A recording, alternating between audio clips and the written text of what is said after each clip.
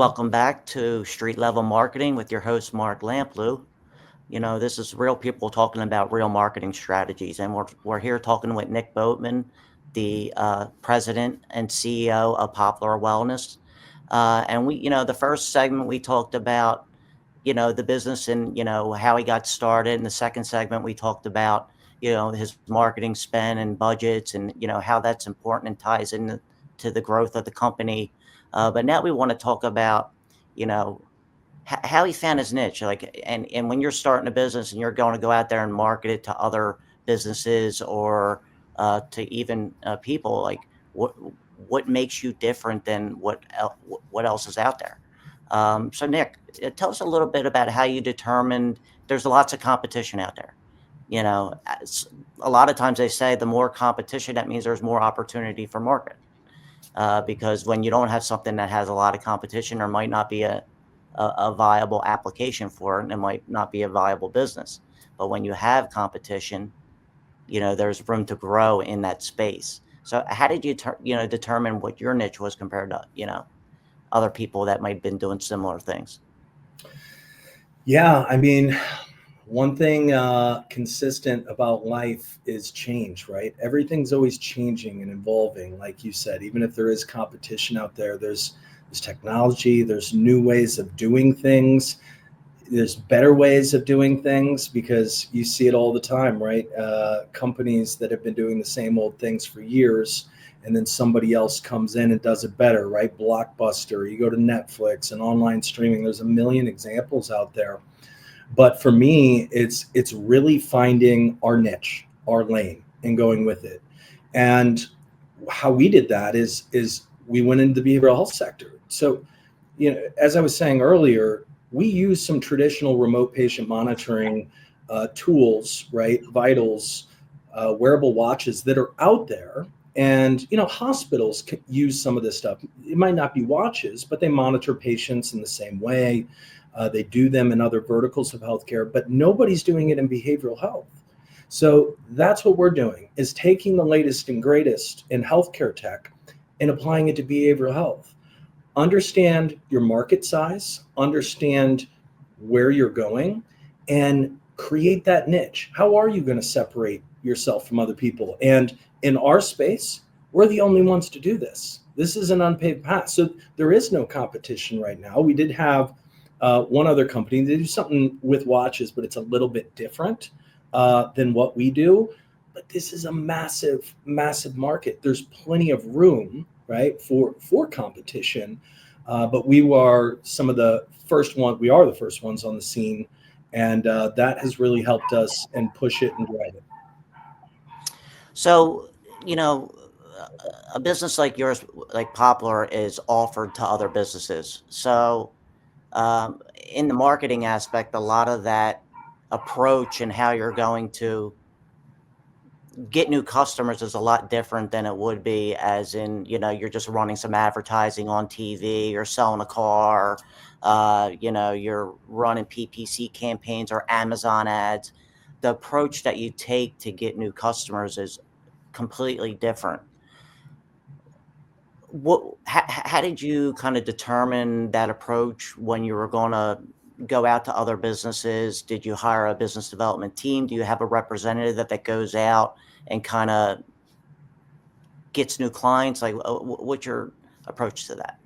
I mean, I've done it multiple times in different businesses, and what happens is typically I'm the one, or my partner and I that started. We get out there. You have to be willing to play all the roles at the beginning. Put all the hats on. I don't care what it is. I don't care if it's cleaning the toilets. You get in there and you get it done. And there's levels to this, right? So once you get to a certain point, yes, you start hiring teams, and that comes with the financial part. If you're raising capital, put that in there, right? You're going to have a sales force, and that's the most important thing. And who you pick, right? People are everything in life and in business. And somebody that is really good in sales, that's really connected in that space, you got to know, you got to pick the right people. So to answer your question, at the beginning, typically, it's me that's going out selling. And even still, this is there's no better salesperson than the person who started it and co-founded it. But as that grows, right, you build out infrastructure to then have a team that goes out there. Like I said, conferences were extremely important to us, where you have the latest and greatest, and then really catchy email campaigns. Huh. Hey, never want another patient to die in your facility ever again. They click it. You gotta get after it in different ways. When we were talking about getting started and trying to get those first customers, one of the, I guess, propositions is providing a value to another center, and we were discussing this a little bit off air. But if you're having trouble in the beginning getting new accounts, you can offer the service or a trial out for a few months to a center, get people using the product, and then use that as for marketing to other centers, because you have some examples. So did you do any of that, and how did that work out? Yeah, I mean, to a certain extent. So with this particular business in Poplar Wellness, the good thing is that I have my own treatment center. So we started here. But what we did do is, getting it off the ground, we offered serious discounted pricing, right? And selecting the right people. If you're going to the top players in the industry, or people that have respect in that field and other people are paying attention to, give it to them for free. Give it to them at an extremely low cost, and it's going to help them. And we talked about it before. They're using that as a marketing tactic. They're going out there and, marketing it for you. Because every time, right, people are going on tours, other treatment centers that want to work with them, doctors, physician groups, they're all coming through on tours because their business development people are bringing them through, and they say, oh my gosh, look at those watches. That's incredible. You guys use this? I've never seen that before. Where did you get these? Right? And our brand's on there, our name. And word of mouth is the best form of marketing that's out there. Yeah, that's so true. Now, when you were determining, like, you have a little bit of experience because of being in the behavioral health space, and with this product being, applicable in that space, you kind of knew a lot of the places to go, like the conferences and things like that. Did you have any other ways that you figured out, like new conferences to go? How did you these conferences are expensive? How did you determine whether it's worth it to put a booth up, as in maybe just sending a rep to, be one of the guests? Like, Mm-hmm. Well, I mean, that's things that we allocated in our performa beforehand, right? And test the waters. If you haven't been there before, you don't know, don't spend a bunch of money going in.